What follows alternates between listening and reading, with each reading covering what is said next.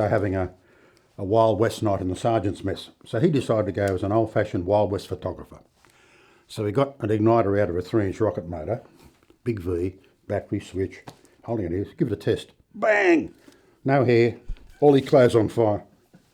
He was an absolute lunatic, absolute lunatic. So, but it was a fun time. I mean, in those days, it was not as regimented as it is now. And I mean, it was basically a 9-to-5 job. Once you got out of the training side of things, it was basically a 9-to-5 job. But I have a lot of fond memories of the RAF. The friendships you make in there last forever. Whether they are still alive or not, you still think very fondly of them all.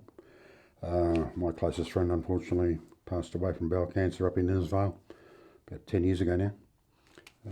But you keep when you see one of the guys, it's like yesterday that you saw them. It's that sort of bond is so strong. I certainly learned to drink in the Air Force because that's a standard pastime.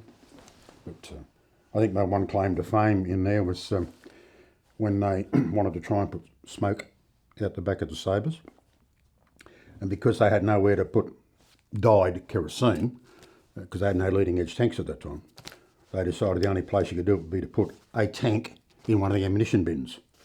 So I was given the job of designing and getting the tank built out of stainless steel and sourcing out the dyes and all that sort of thing. And so I was quite proud of that. It worked quite well, actually. Bit of a trouble getting the dyes, because to try and buy things through the Air Force buying into Newcastle was hopeless. But no, it did work quite well. And I haven't seen the aircraft. I've seen a couple of photographs of it that had it on, but I haven't seen it since the demise. Even nothing on the ADF Serials website. There's no sort of sign of it there, but it can be detected. It's got a notch out the back of the gun bay panel on the port side.